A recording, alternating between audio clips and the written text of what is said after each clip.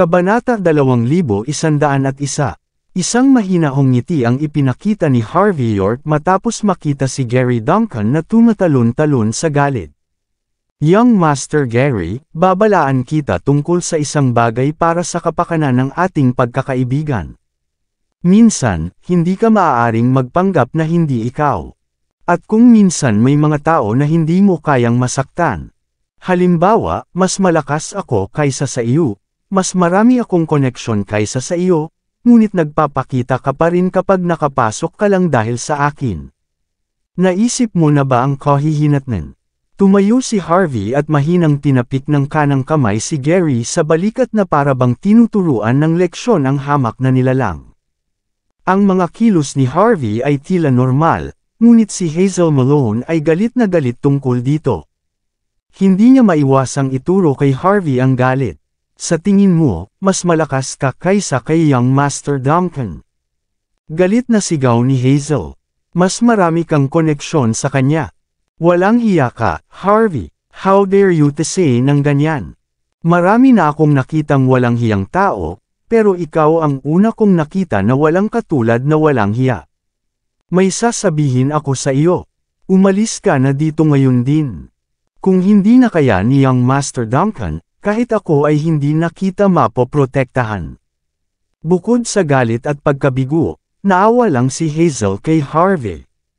Iniisip ng mga dayuhang taga-nayo na kaya niyang hamanin si Young Master Duncan.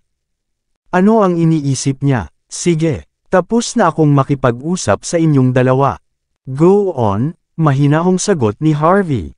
Umupo si Harvey nang walang pakialam sa mundo at kumuha ng isa pang tasa sa malapit. Naningkit ang mga mata ni Gary sa gulat. Ito ang unang pagkakataon na nakakita siya ng taong masungit sa kanya pagkatapos ng mahabang buhay. Pagkatapos ng lahat, siya ay isang kilalang karakter na kahit na ang pamilya Smith ay gusto siyang tanggapin ng bukas ang mga kamay. Ang taga-nayo na probinsyano na ito ay dapat na may death wish para sa pagiging mapagpanggap dito. Sa sumunod na sandali, huminga ng malalim si Gary at sinabing, "Matapang ka talaga, Harvey. Nagpapakitang gilas ka sa harap ko pagkatapos gamitin ang pangalan ko para pumasok sa party ng kaarawan. Hayaan mong sabihin ko sa iyo ito ngayon. Hindi ko pipilitin ang aking kamay para sa matandang iyon, si Jaden Smith. Pero mas mabuting lumuhad ka ngayon at gumapang palabas ng pintong ito. Huwag kang tumanggi. Kahit na napaka-generous kong tao, galit talaga ako ngayon. Kung hindi mo ako mapatahimik, natatakot akong malaman mo kung ano ang ibig sabihin ng pagkabugbog ng H-Country Mixed Martial Arts Champion." Naka-cross arm si Gary habang nakatitig kay Harvey, bakas sa mga mata nito ang panghahamak at pangungutya. "Of course, you can try to defy me. Pero kung kikilos ka dito, I don't mind to break every limb of your body. Sasabihin ko sa iyo na ang mababang buhay ay dapat malaman ang kanilang lugar. May mga lugar na hindi ka makapasok. May mga taong hindi mo maiiwasan. At ang ilan ay hindi mo kayang saktan." Sinabi ni Gary ang mga katagang iyon na may malamig na ekspresyon. Mula nang dumating si Gary sa Mordo, lahat man lang dapat magbigay galang sa kanya. Maging ang mga Pilyong Islanders at ang makapangyarihang punong Leonard Bray mismo ay kinailangan siyang bigyan ng kaunting pag-alinlangan. But then, Harvey dares to show off in front of him. Ano ang iniisip niya? After seeing Gary go all out, the entourage of influencers behind him lahat ay humadjakik ng walang katapusan. Lahat sila ay excited na makita ang palabas. Obviously, alam nila na maghirap si Harvey. Sa mga oras na iyon, ang mga bisita na gustong saksihan ang kasiyahan ay talagang nakapalibot sa lugar. Hinintay nilang lahat na lumuhad si Harvey saka gumapang palabas ng hall. May mga nakita pa na naghahanda ng kanilang mga cellphone para mag-record ng palabas. Bagamat medyo hindi ito matiis ni Hazel Malone, mas lalong lumakas ang galit niya matapos niyang makitang patuloy na nagyayabang si Harvey York ng ganoon. Nagtaas baba siya ng tingin at tinuro si Harvey gamit ang ilong. "Harvey York, Kung wala ang tatay ko at si Young Master Duncan na sumusuporta sa iyo at iniiwas ka sa gulo, wala ka sa Mordo. Ipapaalam ko sa iyo ito ngayong gabi. Ipapaalam ko sa iyo ang iyong mga limitasyon. Sa hindi mabilang na mapaglaro, mapanukso, at mapanuksong sulyap, mahinahong humigop ng tsaa si Harvey habang nakatitig kay Gary Duncan. Kung hindi ka aalis dito ngayon, magkakaroon ka ng malaking problema sa lalong madaling panahon, Young Master Duncan. Natigilan ang buong pulutong nang marinig ang mga salitang iyon. Napabuntong hininga ang lahat, pagkatapos ay nakatingin lang sila kay Harvey na nagtataka. Kung tutuusin, kinikilala na ng karamihan ng mga tao ang mixed martial arts champion, si Gary Duncan mismo. Kilala mo ba kung sino ang kinakaharap mo, kuya? Siya ay isang propesyonal na maaaring makabasag ng mga brick gamit ang kanyang mga kamay. Sikat na sikat din siya sa Dern. Hindi na niya kailangang subukang patayin ka. Papagulong-gulong ka niya sa lupa sa isang daliri lang. Sino ka para magpakitang gilas sa harap niya? Alam ng maraming tao na medyo sensitibo si Gary tungkol sa kanyang reputasyon. Kung talagang nakinig si Harvey sa kanya, walang masamang mangyari. Pero dahil na-provoke niya si Gary sa harap ng lahat ng hindi siya binibigyang pagkakataong umatras, siguradong lalaban si Gary hanggang sa maayos ang sitwasyon. Malaking problema. Gaya ng inaasahan, naningkit ang mata ni Gary habang nakatingin kay Harvey. Gawin mo ito ng isang beses kung mayroon kang lakas ng loob na gawin ito. Kung hindi ka aalis dito ngayon, magkakaroon ka ng malaking problema sa lalong madaling panahon, tawag ni Harvey sa malamig na tono habang pinananatiling walang emosyon ang mukha. Nagdilim ang ekspresyon ni Gary. Kinalaban mo ako sa pagkakataong ito, Harvey York. Hindi ko akalain na may magtatanggol sa iyo sa pagkakataong ito, hindi ba? Ako ang humawak ng lahat ng problema mo noon. Gusto kong makita kung sino ang tutulong sa iyo sa isang ito. Bang! Sa sandaling ito, biglang sinipa si Gary at nagkabaon ang mukha niya sa lupa. Walang oras na mag-react si Gary, at ang kanyang ekspresyon ay talagang masama sa oras na iyon. Pagkaraan ng ilang sandali ay lumingon siya, at nang makita niya ang taong sumipa sa kanya ay napalitan ng gulat ang kanyang ekspresyon. Ang napakagwapong playboy ng Mordo, si Aiden Bauer, ay sumulong habang bitbit ang ilan sa kanyang mga alipors. May hawak siyang tabako sa pagitan ng kanyang mga daliri. Matapos huminga ng malalim, bumuga siya ng usok sa mukha ni Gary. Haharapin ko ang usaping ito para kay Sir York. Sa tingin mo ba deserve ko yun? Lumapit si Aiden kay Gary at pinalipad siya ng backhand na sampal. Hindi maganda ang galaw ni Aiden, at hindi rin masyadong malakas ang kilos niya. Ngunit ang kanyang mga aksyon ay lubos na nagpayanag sa puso ng lahat ng naruroon. Alam ng lahat na si Aiden ay umaasa kamakailan sa bagong pinuno ng sangay ng Longmen Mordo at hinirang na co-chairman ng sangay. Sinasabing ang kanyang posisyon at katayuan sa loob ng Mordo ay kapantay ni Rachel Hardy noong panahong iyon. Ang matangkad at makapangyarihang si Justin Walker noon ay hindi man lang may kumpara sa kanya. Sa madaling salita, siya ay isang napaka-impluwensya at makapangyarihang tao sa loob ng Longmen Mordo. Si Gary ay nakoronahan bilang H-State Mixed Martial Arts Champion at gumawa din ng pangalan para sa kanyang sarili sa Dern. Magbabayad ang lahat ng kanilang paggalang sa kanya. Ngunit, kumpara kay Aiden, siya ay lubos na mababa. Ang pinakamahalaga ay tinawag ni Aiden si Harvey na Sir York. Ito. Paanong may karapatan ng isang mukhang dayuhan na tawagin ni Aiden sa ganoong titulo? Lahat ng naruroon ay nagulat sa nakita. Tahimik silang lahat na naghihintay sa susunod na mangyayari. Sa kabila ng pagkabigla, nananatiling kampyon ng mixed martial arts si Gary Duncan. Sa ilalim ng gayong mga kalagayan, walang paraan na siya ay maging insensitive tungkol sa kanyang reputasyon. Tinakpan niya ang mukha niya at tumayo. Saka pinandilatan si Aiden Bauer. Sino ka sa tingin mo, Aiden? Dapat mong malaman na hindi ka magkakaroon ng pagkakataon kung lalabanan kita, kahit na 10 kayo. Sampal. Hindi na nag-aksaya ng oras si Aiden sa pagsasalita at sinampal si Gary sa mukha, na nagpaurong sa kanya. Mixed martial arts champion diba? Ganyan ka ba kagaling? Kung talagang magaling ka gaya ng sinasabi nila, ipakita mo sa akin. Kinilala na ni Aiden ang kanyang sarili bilang Alipors ni Harvey York. Dahil nagkaroon ng pagkakataon na ipakita ang kanyang galing sa harap ng kanyang amo, natural na gagawin niya ang kanyang makakaya. Ikaw, tinakpan ni Gary ang mukha niya. Hindi niya akalain na ganito pala siya igagalang ni Aiden. Napatulala ang iba sa paligid nang makita nila ang tanawin. Ang isa sa kanila ay ang mataas na maimpluwensyang kinatawan ng pinuno ng sangay ng Longmen Mordo. At ang isa ay isang sikat na mixed martial arts champion na kamakailan ay nagpasabog ng Dern. Parehong malalaking karakter sa mga upper social circle ng Mordo. Walang nakaisip na magdudulot sila ng ganoong kalaking kaguluhan doon. Sabay nagulat ang lahat nang makita si Harvey. Kalmado pa rin si Harvey na humihigop ng tiyan na parang wala sa mga ito ang kanyang negosyo. Dahil ang taong nasasangkot sa sitwasyon ay walang malasakit sa buong sitwasyon, ang iba ay natural na hindi maglalakas loob na makialam.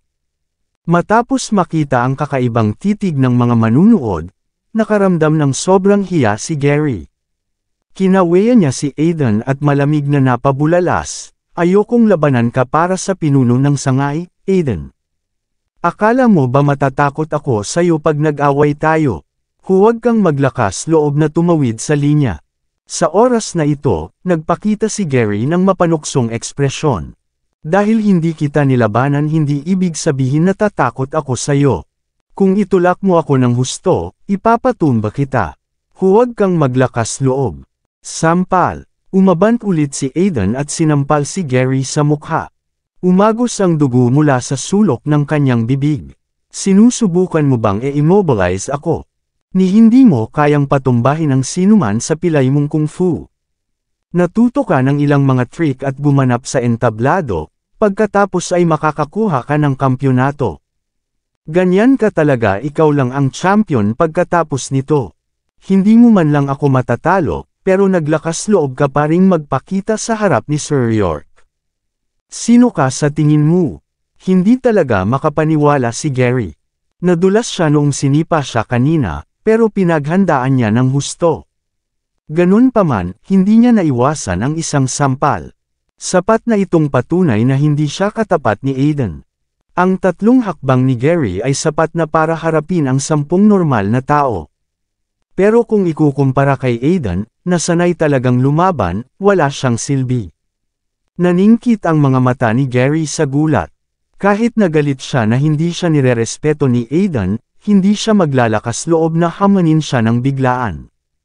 Ang buhay ni Gary ay naging maayos bago ito. Halos hindi siya magagapi sa takot at paggalang sa kanya ng lahat. Ngunit ang sampal ni Aiden ang nagpabalik sa kanya sa realidad sa pagkakataong ito.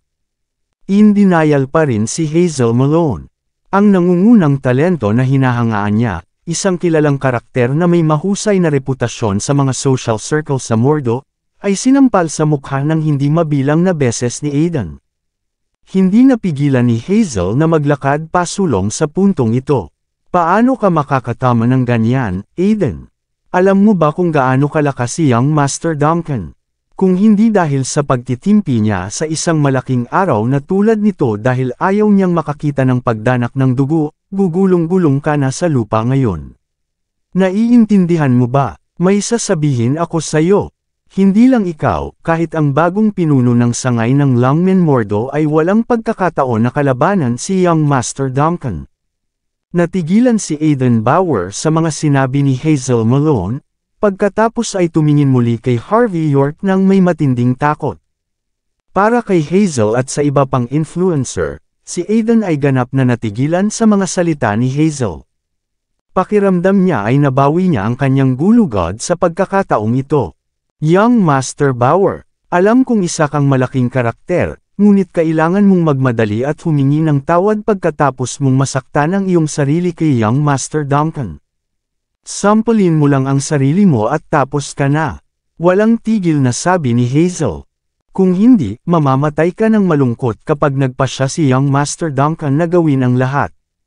Bago pa man makapag-react si Aidan, naging galit na galit ang ekspresyon ni Gary Duncan. Tama si Miss Malone. Kung hindi dahil sa pilit kong umiwas sa gulo alang-alang sa pamilya Smith, madali kong naiwasan ang sampal mo. Hindi ako makikipagtalo sa iyo para sa kapakanan ng iyong pinuno ng sangay, Young Master Bauer, ngunit mangyaring alamin ang iyong mga limitasyon mula ngayon. Kahit na namamaga na ang mukha ni Gary, nagpanggap pa rin siyang relax sa buong sitwasyon. Nagpakita ng kakaibang ekspresyon si Aidan, pagkatapos ay sumulyap kay Gary. Wala ba sa inyo ang nakakaalam ng tunay na pagkakakilanlan ni Sir York? Ang pagkakakilanlan ni Harvey. Anong uri ng pagkakakilanlan ang maaaring mayroon siya? Binigyan siya ni Gary ng malamig na titig. Kung mayroon siyang isang uri ng pagkakakilanlan, hindi niya kakailanganin ang aking proteksyon laban sa mga taga-isla noong araw na iyon sa Paramount. Pinuprotektahan mo si Sir York.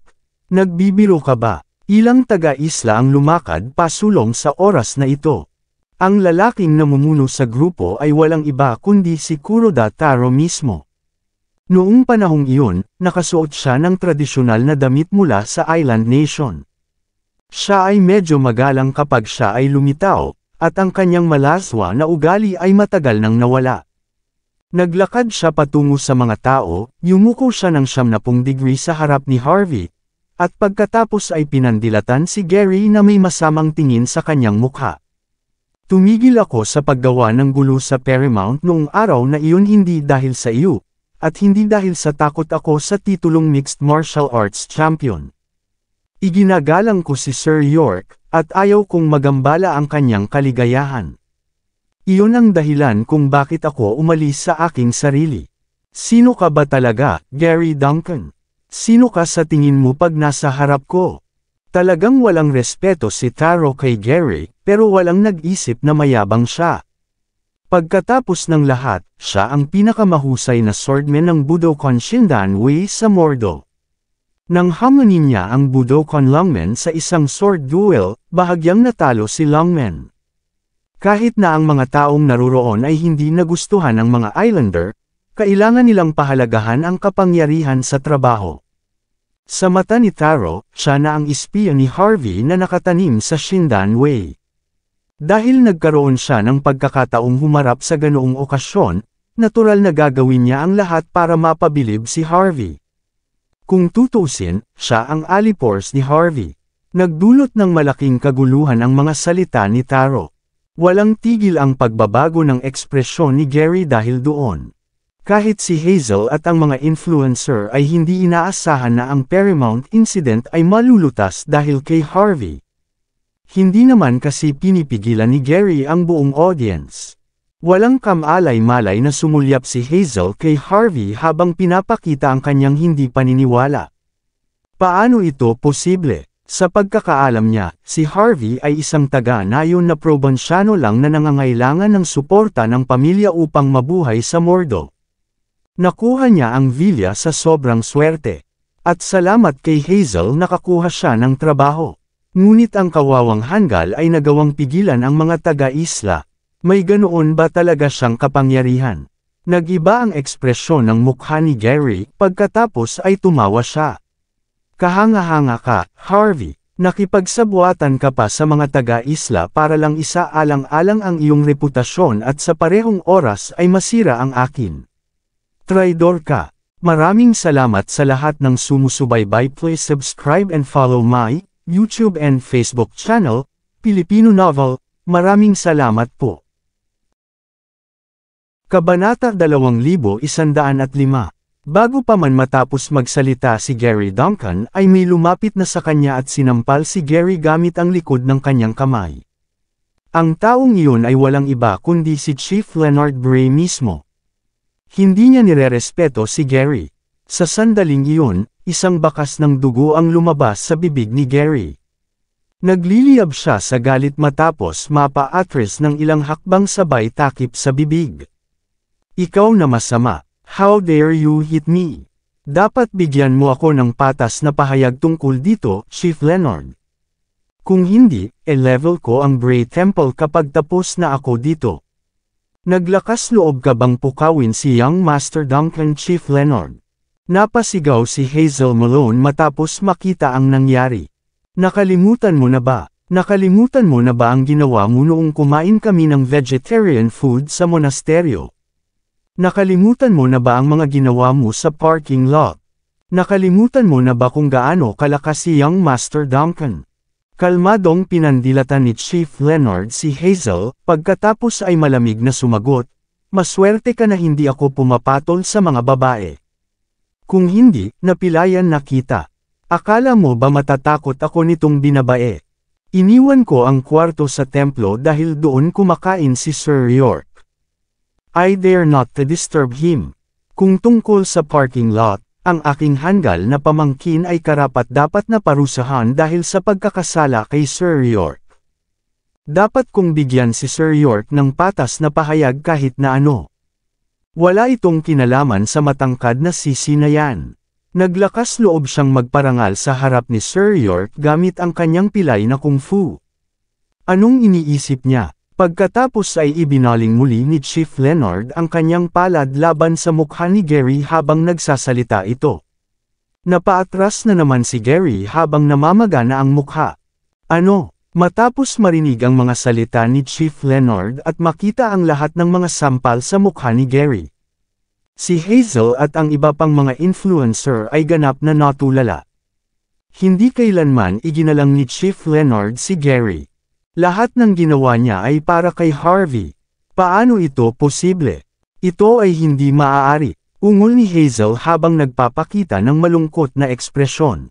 Burol lang si Harvey. Kung talagang may kakayahan siya, bakit niya hiniling kay Young Master Duncan na maghanap ng mga tao at palayain siya mula sa kulungan pagkatapos gumawa ng gulo sa Safe Feudo? Naghahanap si Young Master Duncan ng makakapag-alis kay Sir York sa kulungan. Anong biro? Isang tawa ang umalangaw bago pa matapos ni Hazel ang kanyang mga salita. Nakita si Yona Lynch na lumabas na nakasuot ng high heels. Ang kanyang aura ay matikas, ang kanyang mukha ay katangi-tangi, at ang kanyang katawan ay balingkinitan. Paglabas niya, si Hazel at ang iba pa ay tuluyan ng naging mga ugly duckling. Tumabi si Yona kay Harvey, saka pinikit ang mga mata at pinandilatan si Hazel. Hindi ko akalain na magiging ganito kawalang hiya ang ating legendary mixed martial arts champion, mahinahong sabi ni Yona. Hindi ako makapaniwala na kinukuha niya ang kredito para sa pagpapalabas din kay Sir York sa bilangguan. May sasabihin ako sa iyo. Si Sir York ay walang ginawang masama, at ang pagpunta niya sa istasyon ng pulis ay isang distraction lamang. Pinapayuhan ni Master Lynch si Chief Inspector Kay na gawin ang lahat ayon sa mga patakaran. Kung walang ginawang masama si Sir York, hindi siya dapat makulong kahit isang minuto.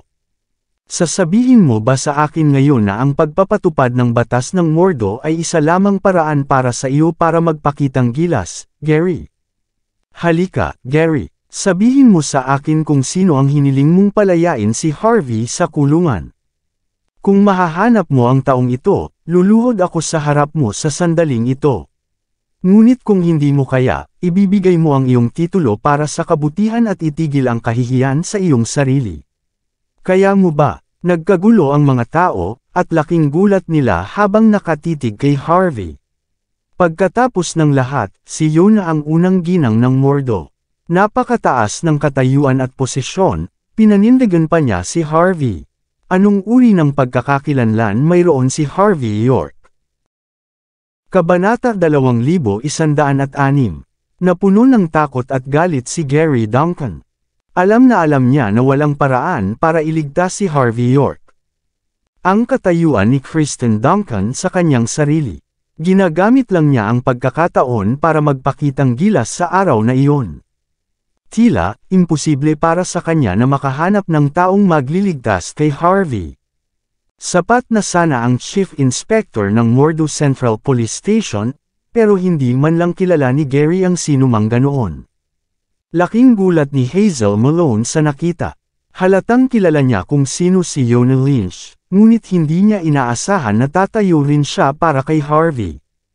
Natigilan si Hazel at ang iba pa. Natakot ang lahat kay Harvey sa puntong iyon.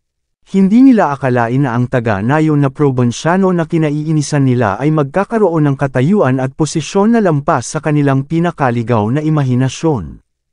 Bago pa makapagsalita si Hazel, hinawakan na ni Yona ang braso ni Harvey at bamulong, "Mr. York, ngayon ay isang malaking araw. Hindi mo kailangang sayangin ang iyong oras sa maliliit na prito na ito." "Tara na." Sumulyap si Harvey kay Hazel, saka agad na tumango. Gusto niyang mapasama si Gary ng kaunti, ngunit magkakaibigan sina Hazel at Gary.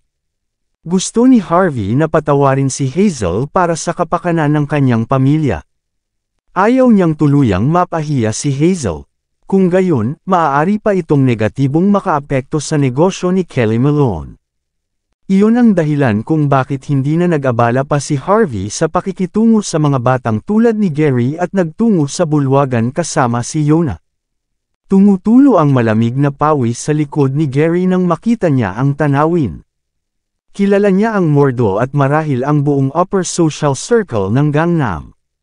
Sino si Yona? Siya ang unang tao ng Mordo, diyosa ni Benjamin Lynch. Ang tunay na kabisera ng Mordo. Kahit na ang 6 na prinsipe ng Mordo ay gagawin ito na kailangang magbigay-pugay sa kanya, ngunit, magalang siya kay Harvey na parang matalik silang magkaibigan. Paanong hindi ito makatakot kay Gary? Naglakas loob lang siyang tapakan si Harvey dahil akala niya ay wala siyang background o kapangyarihan. Pero lahat ng ipinakita ni Harvey sa kanya noong araw na iyon ay sapat na para matakot si Gary. Lahat ng mga influencer na gustong pagtawanan si Harvey ay nagbuhos ng kanilang champagne. Lahat ay nakatitig ng walang laman sa mga mata ni Harvey, sinusubukang malaman kung paano magustuhan sila ng tila ordinaryong lalaki na ito. Hindi pa rin makapaniwala si Hazel sa kamangha-manghang kakayahan ni Harvey. "Harvey York!" Sigaw ni Hazel habang nakatingin sa hinahangaang figure ni Harvey. "Hindi ko akalain na magiging ganyan ka palang tao. Hindi ako makapaniwala na naging mistress ka pa ng iba. Magagawa mo ito hanggang para lamang sa iyong reputasyon at sa iyong tinatawag na lakas at koneksyon.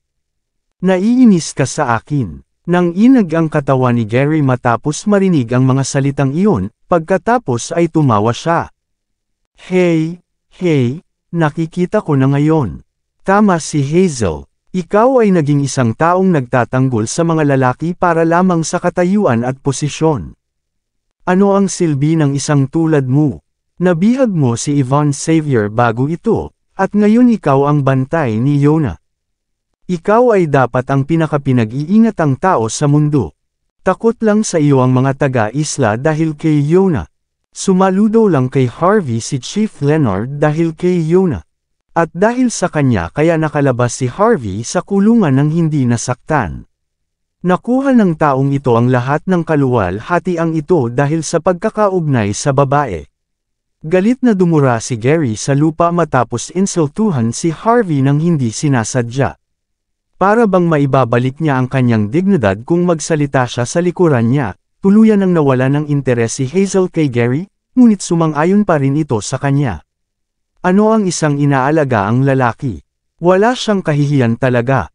Habang nandidiri pa rin si Hazel Malone sa katotohanang si Harvey York ang pinapanatiling lalaki, nakaupo na si Harvey sa head table sa entrance hall kasama si Yona Lynch at ang iba pa. Ilang pamilyar na mukha ang nakaupo sa iisang lamesa.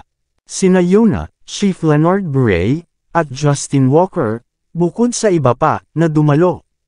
Dapat ay narito na sina Benjamin Lynch at Otis Kai, ngunit may mga espesyal na alituntunin na dapat sundin ng mga opisyal ng gobyerno. Dapat silang nasa magkahiwalay na mga kwarto na inaaliw mismo ni Zeke Smith. Kahit na medyo kakaiba si Harvey, hindi rin niya ito pinag-usapan. Excited niyang bati sa lahat ng nasa iisang lamesa na kasama niya.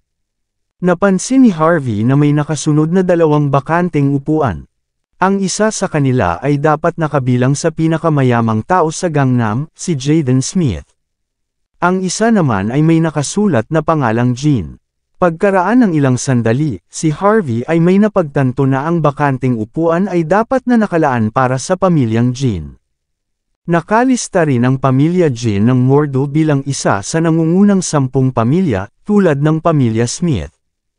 Ang dalawang pamilya ay ang tanging pamilya na ang pinagmulan ng pamilya ay malalim na nakaugat sa Mordo.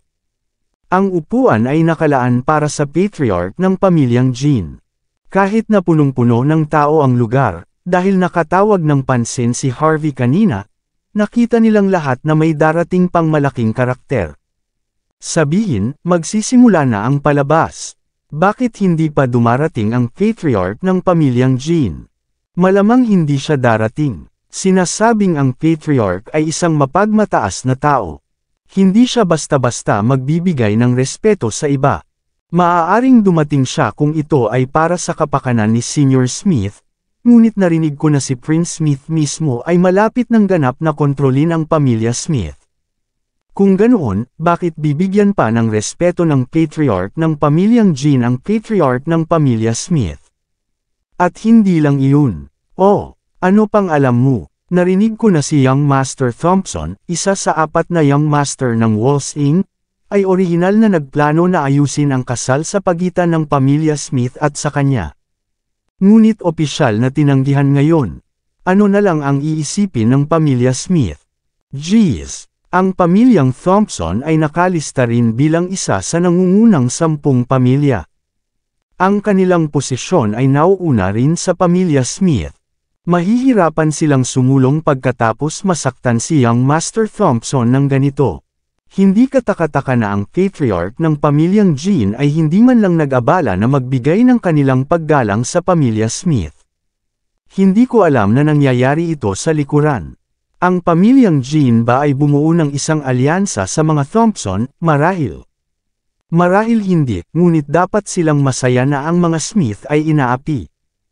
Kaya nga hindi nalilito ang patriarch ng pamilyang Jean ngayong gabi, di ba? Nalaman ko lang ang lahat ng ito pagkatapos na pumunta din dito. Kung hindi yun ang kaso, hahanap din ako ng dahilan para lumayo. Ang masaktan ang pamilya Jean at ang pamilya Thompson para lang sa pamilya Smith ay walang kabuluhan. Umalangaw-ngaw ang mga chismis kung saan-saan. Pagkaraan ng ilang sandali ay nakikinig si Harvey sa nangyari. Tumingin siya sa paligid ng bulwagan, ngunit sina Yvonne Xavier at Michelle ay wala kahit saan. Siyempre, dapat kasama ni Jayden ang dalawang ito. Gulat na napatingin si Yona kay Harvey. May problema ba, Harvey? Tanong niya. Wala naman. I'm just curious about something, dahan-daw ang sagot ni Harvey. Kahit nasabihin ng lahat na si Terry Smith ang mamumuno sa pamilya Smith, isa pa rin siya sa 6 na prinsipe ng Mordo. Sa kanyang relasyon kay Hector Thompson, walang paraan na susubukan ng mga Thompson na e-pressure ang mga Smith. May isang bagay na hindi mo alam, Sir York. May bulong-bulungan na si Terry ang tataas sa kapangyarihan, ngunit si Zeke ay pangalawang in command ng Mordo at nagtatrabaho sa Mordo sa loob ng maraming taon na ngayon. Kahit may pagbabago sa kapangyarihan, si Zeke ang magmamana, hindi si Terry. Dahil si Terry Smith ay pinangalan ng isa sa 6 na prinsipe ng Mordo, sapat na iyon upang patunayan ang kanyang lakas. Hindi niya ibibigay ang kanyang awtoridad at hahayaan si Zeke Smith na madaling mamuno sa kapangyarihan. Kaya nga ang party ngayong gabi ay hindi matatapos ng ganoon kabilis. Kung si Zeke ay umangat sa kapangyarihan, ang mga Thompson at ang Jeans ay sugpuin ng mga Smith ng buong lakas. Kung sa halip ay magkakaroon ng awtoridad si Terry, ang pamilya Smith, isa sa nangungunang 10 pamilya ng Mordo, ay maaaring maging mga katulong para sa pamilyang Thompson ng Walls Inc. Gaano man ang tingin mo dito, hindi ito magtatapos ng maganda para sa pamilyang Smith. Bahagyang ipinikit ni Harvey York ang kanyang mga mata. Gaya ng inaasahan sa isa sa nangungunang 10 pamilya, si Yona Lynch. Mas marami siyang inside information tungkol sa mga bagay na iyon kaysa sa iba.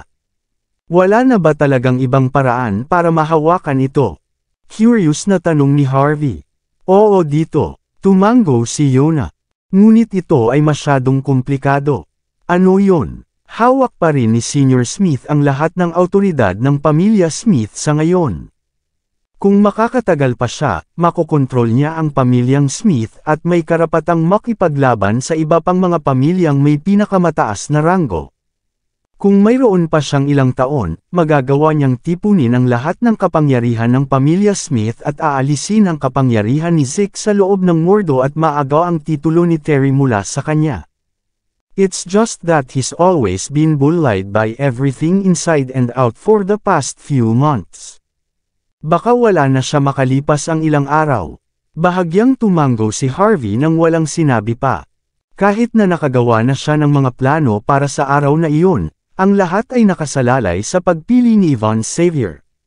Sa huli, ito ang problema ng pamilya ni Yvonne. Lumalabas lang si Harvey na sumusuporta sa pinili ni Yvonne.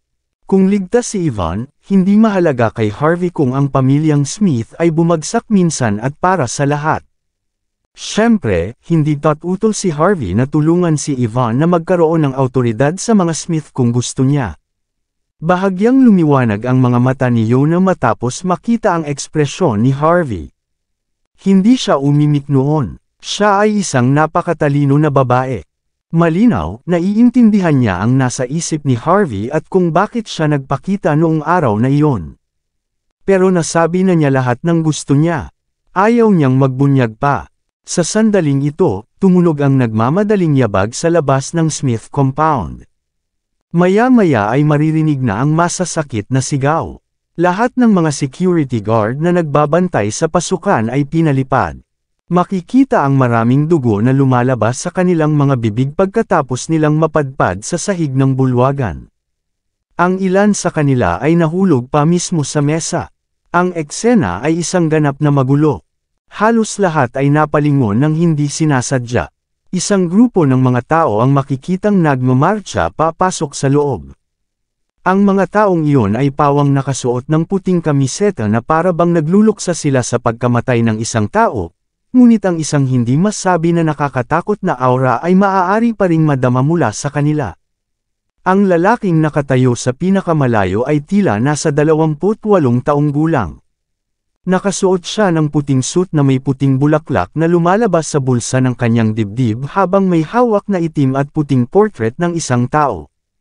Ang tanawin ay medyo nakakatakot. Halos lahat ay nanginig sa lamig pagkatapos makita ang lalaking iyon. Matapos ang pagpikit ng mata habang sinusulyapan ang mga lalaki, tahimik na sinabi ni Harvey sa kanyang sarili, "Little Dwelling." Natigilan si Yona nang marinig ang pangalang iyon. Hindi niya inaasahan na sasabihin ni Harvey ang pangalang iyon sa oras na ito. Malinaw, sila ay mga assassin mula sa assassination organization, ang Little Dwelling. Ang organisasyong assassin na nagmumulto sa pamilya Smith sa loob ng mahabang panahon ay hindi lamang nagsagawan ng mga assassination mission gaya ng dati. Gayunpaman, nagpakita sila ng isang engranding palabas sa party sa araw na iyon. Nakakalito talaga kung ano ang tunay nilang intensyon. Marami sa mga miyembro ng pamilyang Smith ang tumindig ng walang pag-iisip, na pinapanood ang nangyayari na may matinding ekspresyon sa kanilang mga mukha. Agad namang tumakas ang ilang miyembro sa likod bahay. Maya-maya pa ay nakita si Yvonne Xavier na naglalakad palabas. Matapos makipagtitigan kay Harvey, nang walang sabi-sabi, sumulyap siya sa harapan niya na may masamang tingin sa mukha. Maliwanag, ang mga taong iyon mula sa Little Dwelling ay hindi dumating ng payapa. Nakakunot ang noo ni Yvonne Xavier habang naglalakad sa hall, saka huminto ng halos 40 talampakan na siya mula sa mga lalaking nakaputing shirt. Matapos ibaling ang tingin sa kabataang may hawak ng portrait, napakunot ang noo ni Yvonne. Ito ang sambahayan ng Smith, Ginoo. Ang aking lolo, ang pinakamayamang tao sa Gangnam, ay nagsasagawa ng kanyang kaarawan ngayong gabi. Talagang hindi makatuwiran na magsuot ka ng mga damit na nagdadalamati at magdulot ng malaking kaguluhan habang dinadala ang larawan ng isang tao dito, hindi ba? Sumenya si Yvonne habang nagsasalita. Ang mga gwardya ng pamilya Smith ay lumitaw lahat ng wala sa oras at ganap na pinalibutan ang buong lugar, malamig na tinitigan ng mga tao. Inabot ng lalaki ang portrait sa kanyang nasasakupan sa tabi niya, saka naglakad pasulong habang naka-cross arms. Pagkatapos magsindi ng manipis at mahabang tabako at huminga dito, malamig siyang tumawag, Miss Xavier, tama ba? Hayaan mo akong magpakilala. Ang pangalan ko ay Alec Claude, at ang nasa larawan ay ang aking ama. Isang bagay lang ang pinunta ko dito. Alam namin na ipinagdiriwang ni Jaden Smith ang kanyang kaarawan ngayong gabi, at iyon ang dahilan kung bakit dinalhan namin siya ng napakalaking regalo. Sana tanggapin mo, sumenyas naman ang lalaki sa kanyang mga nasasakupan. Ipadala ang mga regalo. Isang malakas na kalbong lalaki ang lumapit na may dalang malaking bounty sa kanyang balikat, pagkatapos ay ibinagsak siya sa gitna ng bulwagan. Walang packaging sa labas ng regalo, at malinaw na nasasabi ng karamihan kung ano iyon. Ngunit pagkatapos makita ang mga regalo, ang mga tingin sa lahat ng kanilang mga mukha ay talagang nakakatakot. Ito ay isang kabaong, yung kabaong na gawa sa gintong seda ni Phoebe. Kumunot ang noo ni Harvey. Sa karaniwan, walang magbibigay ng kabaong sa isang tao sa gayong malaking araw, gaano man karami ng sama ng loob ang mayroon sila. Si Alec ay hindi pumunta dito ng mapayapa. Bastos, may death wish ka ba? Hindi na ito nakayanan ng gwardya ng pamilya Smith. Lahat sila ay may dalang mga baton, na handang hamampas anumang oras. Pero pinagmamasdan lang ni Alec ang eksena na may malamig na ekspresyon sa mukha na parang wala siyang pakialam. Lahat, tumigil kayo. Iniunat ni Yvonne ang kanang kamay paharap, saka tumingin kay Alec na may nakakatakot na mukha. May itatanong ako sa iyo, Mr. Cloud. Anong uri ng sama ng loob ang mayroon ka para sa pagdudulot ng napakalaking kaguluhan ngayong kaarawan ng aking lolo? Hindi ba kayo sibilisado? Nasaan ang iyong moral? O sa tingin mo ba ang pamilya Smith ay isang madaling target para ibuli mo? Gusto mo bang magkaaway tayo? Isang mabangis na aura ang lumalabas mula kay Yvonne sa sandaling ito, na nagpasindak sa buong audience. Ang natitirang bahagi ng pamilya Smith ay malamig na pinandilatan si Alec at ang iba pa. Ano man ang mangyari, hinanggad nila ang kanilang pagkamatay para magdulot ng ganitong kalaking gulo sa birthday party ni Jaden. Pumalakpak si Alec sa paghanga matapos marinig ang tanong ni Yvonne. Interesting, mahinahong sabi ni Alec. Sa tingin ko ang mga Smith ay natakot na mamatay sa little dwelling nitong nakaraang buwan. Hindi ko akalaing may babaeng maglalakas loob na tanungin ako. Hindi naman masama. Interesado ako sa iyo. Paano ito? Lumuhad at humingi ng awa, maging aking personal na tagapag-alaga, at hindi ka namin papatayin habang pinapatay namin ang lahat dito. Paano ang tunog na iyon? Nagpakita ng panghahamak si Alec nang hindi sinasadyang sinusuri niya si Yvonne, na naging sanhi ng pagkataranta ng kanyang ekspresyon. Nang maglaon ay nagkamalay ang iba sa pamilyang Smith. Talagang nakakatakot ang mga ekspresyon nila sa sandaling iyon. Ang pangalang Little Dwelling ay isang napakalaking imahe na nakabitin sa pamilya Smith, na naging dahilan upang sila ay mapatulala kaagad. Maging ang mga mukha ng mga gwardya ay nawala ng kulay. Ang mga tao mula sa Little Dwelling ay patuloy na pinapatay ang mga miyembro ng pamilyang Smith nang hindi man lang nagpapakita ng kanilang mga mukha sa nakalipas na buwan. Walang mag-aakala na lalabas pa sila sa birthday banquet ni Jaden sa araw na iyon. Agad na nananaig sa puso ng lahat ng naruroon ang walang anyo na takot. Kabanata 2110 Alec Claude, Young Master Claude, tama ba? Tumayo si Harvey York at naglakad patungo sa mga tao sa pagkakataong ito, pinuprotektahan si Yvonne Xavier sa likuran niya. Hindi ako interesado sa sama ng loob mo sa pamilya Smith, ni wala akong pakialam na alamin. Ngunit kahit na ano ang gagawin mo, hindi mo ba naisip na medyo bastos na magdulot ng malaking gulo sa malaking araw ni Senior Smith? Wala akong pakialam kung maghiganti ka o narito ka lang para manggulo. Mag-isa ka lang magpakita kung ganoon. Ano ang silbi ng paggawa ng gayong engranding pagpasok? Naisip mo ba na ang pamilya Smith ay ganoon kadaling supilan? Wala akong pakialam kung paano mo haharapin ang pamilya Smith. Pero, kung hinawakan mo man si Yvonne, huwag mo akong sisihin sa pagpatay sa inyong lahat. Walang emosyong ipinakita si Harvey, ngunit napakabastos ng kanyang mga salita. Maraming tao ang nagulat nang makita si Harvey matapos marinig ang mga salitang iyon. Ang mga kalaban ay mga tao mula sa Little Dwelling. Sila ay mga maalamat na mamamatay tao na walang iniiwan na bakas. Baliw na yata si Harvey para umarte ng mayabang sa harap nila. Patay na ang batang ito. Malamig na sigaw ni Gary Duncan sa mga tao. Ang Little Dwelling ay isang napakasikat na assassination organization. Ang kanilang pinuno, ay si Tricia Claude, ay isa sa nangungunang 3 assassin sa leaderboard. Si Alec Claude ay mayroon ding mahusay na reputasyon sa underworld. Patay na ba ang utak ni Harvey o ano? Mistress lang siya. Sa tingin ba niya ay igagalang siya ni Alec kung ipagmamalaki niya ang kanyang autoridad ngayon? Alec mula sa underworld. Wala na siyang pakialam kung sino ang kinakalaban ni Harvey. Walang malay na tumanggo si Hazel Malone at ang mga influencer. Kahit na ano, masyado na silang na-pressure ni Harvey noon. Gusto nilang makitang pinapahiya ni Harvey ang sarili niya kung maaari. Lahat ng ibang bisita ay tumingin kay Harvey na may kakaibang ekspresyon sa kanilang mga mukha. Nakuha na niya ang lahat ng atensyon kanina pero tuluyan na niyang nakuha ang tingin ng lahat. At kay Alec na kinakalikot nito ang thumb ring sa kaliwang kamay, saka nakapikit habang nakatitig kay Harvey. Sino ka ba talaga anak? Anong karapatan mong takutin ako? Ako si Alec Cloud. Sabi mo papatayin mo kaming lahat. Naniniwala ka ba na ako ang unang gagawa niyan sa'yo? Bago pa man makapagsalita si Harvey, hinampas ni Aiden Bauer ang kanyang mesa at tumayo. Napakabisyo. Anong pananakot? Kapatid ko si Harvey. Tingnan natin kung sino ang maglakas loob na hawakan ito. Malamig na bulalas ni Aiden.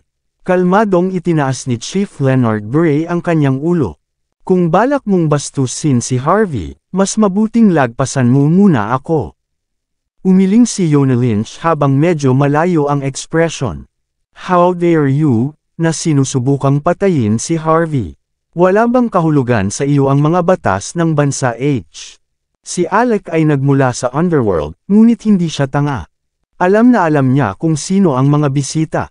Umasim ang ekspresyon niya matapos makita ang lahat ng mga malalaking karakter na nagtatanggol kay Harvey.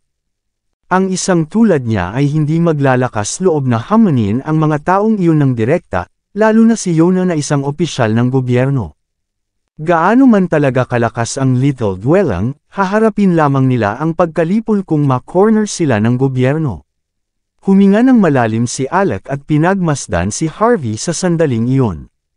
Parang may naalala siya pagkaraan ng ilang sandali. Ikaw ang nanloko sa mga tao namin kanina. Tahimik na tanong ni Alec, naalala niya ang nakaraang labanan sa Marina. Malaking kawalan na ang naidulot ni Harvey sa ina ni Alec na si Tricia nang hindi man lang ginalaw ang isang daliri.